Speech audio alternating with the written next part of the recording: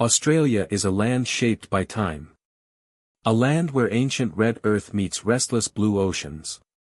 Where silence once ruled vast distances, and today, voices travel instantly across the continent. This is not just the story of a country. It is the story of change. Of people, dreams, struggles, and reinvention. To understand modern Australia, we must first step back. Back to a time when life moved slower, when distance meant something, and when the future was still uncertain. This is Australia, then and now. In the 1980s, Australia felt different. The air itself carried a sense of separation from the rest of the world. Geographically isolated, culturally unique, and quietly confident in its identity. Life in Australia during this period was simpler, but not easier. Most people lived grounded lives, deeply connected to their local communities. Neighbors knew each other. Shops closed early. Weekends were sacred.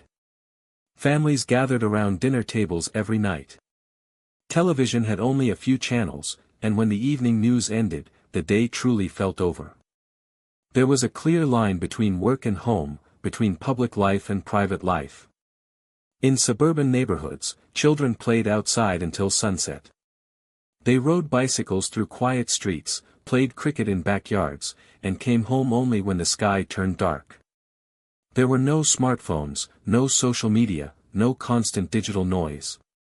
Time felt slower. And because of that, moments felt heavier, more meaningful. Australia's society in those years was more uniform, more predictable. The population was smaller, and cultural diversity, though present, was limited compared to today. British influence still shaped much of daily life. In accents, traditions, schooling, and even humor.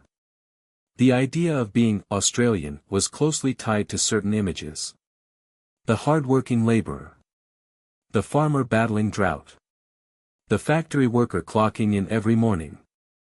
The quiet resilience of people living far from the world's attention. There was pride in self-reliance. Pride in toughness. Pride in enduring harsh land and unpredictable weather. But beneath that pride, change was already stirring.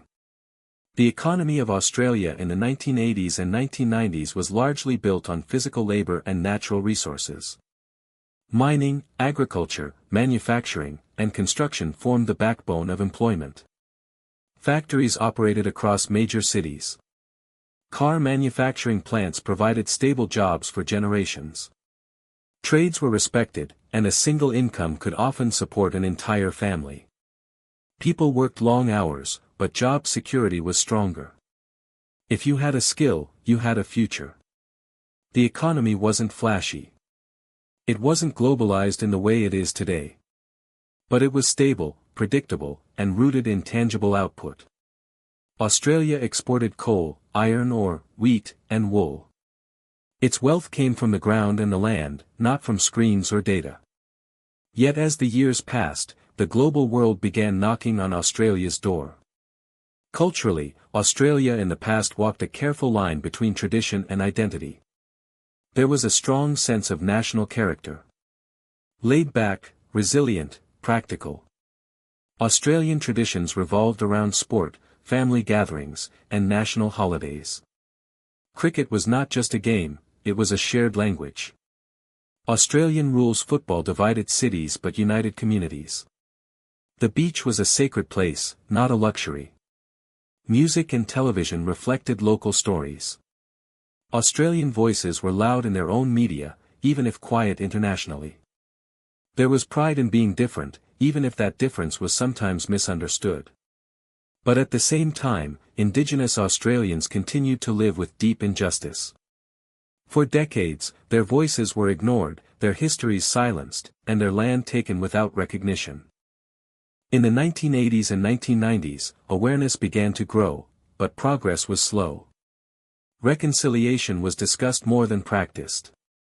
Australia was learning who it truly was, even as it struggled to accept the full truth of its past. Cities during this period were far less crowded. Sydney, Melbourne, Brisbane, and Perth were growing, but they still felt human in scale. Skylines were modest. Public transport existed but was limited. Traffic congestion was manageable. Outside the cities, towns and villages carried a strong sense of identity. Everyone knew everyone. Life revolved around local schools, local sports clubs, and local businesses. Infrastructure was functional, not futuristic. Roads connected places slowly. Travel across the country required patience. The vastness of Australia was felt deeply. Distance shaped how people lived, worked, and thought. Technology in Australia during this time was basic by today's standards. Communication relied on landline phones and handwritten letters. Long-distance calls were expensive, often saved for special occasions. Computers existed, but they were rare in homes. The Internet, when it arrived in the late 1990s, was slow, unfamiliar, and limited to emails and basic websites. Information was not instant. News arrived once a day, not every second. Rumors didn't spread at lightning speed. People lived more in the present, because the future didn't constantly interrupt them. Education focused on structure and discipline. Classrooms were traditional. Teachers taught from textbooks. Technology played almost no role. The goal was stability, not innovation. But the world was changing fast, and Australia could not remain untouched. As the new millennium approached, Australia stood at a crossroads. Globalization accelerated. Digital technology reshaped economies. Borders became more porous, and ideas traveled faster than ever before.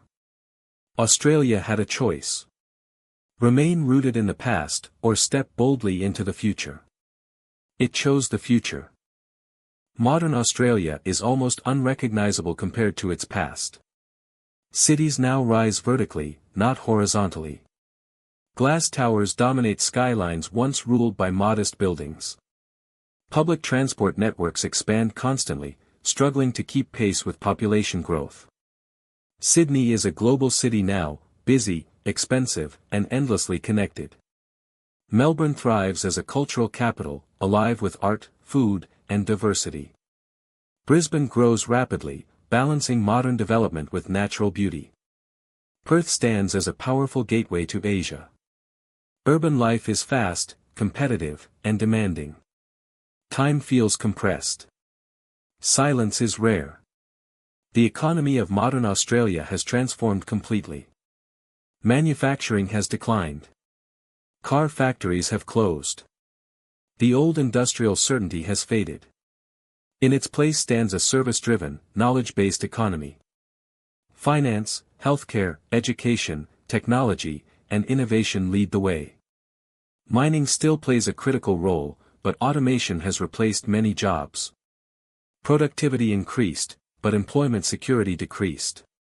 Today, Australians often change careers multiple times. Gig work, freelancing, and remote jobs are common. Stability has given way to flexibility. The economy is deeply global. Australia trades with Asia, the United States, and Europe. Its prosperity depends on international markets, foreign students, and global demand. The nation is richer, but more vulnerable. Technology now defines daily life. Smartphones are extensions of identity. Social media shapes opinions, relationships, and self-worth. Information never sleeps. Work follows people home. Home enters the workplace. Digital life offers freedom, but also pressure. Connection, but also isolation. Children grow up online. Education is interactive, digital, and global.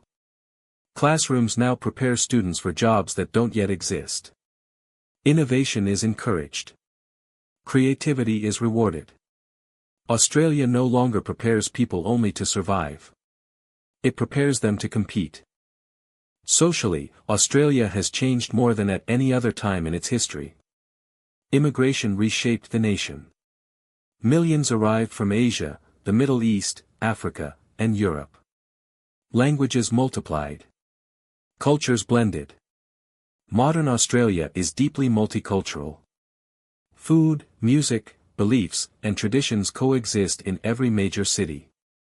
This diversity brought strength, but also challenges. Identity became complex.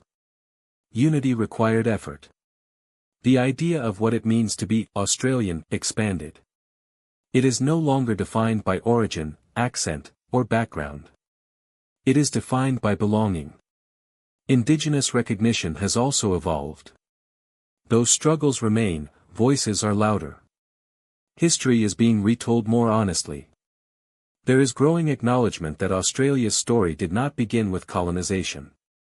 That the land holds memories far older than modern cities. Reconciliation is no longer optional, it is necessary. Modern lifestyle reflects ambition and speed. People work longer hours. Housing is expensive. Cities are crowded. But opportunities are greater. Voices are heard. Dreams are possible in ways they were not before. Australia today is confident, connected, and forward-looking. It sees itself not as isolated, but as essential. Yet something has been lost. The quiet. The simplicity. The sense of enough. In chasing progress, the nation sometimes forgets reflection. In gaining speed, it risks losing meaning. Australia's past reminds us of balance.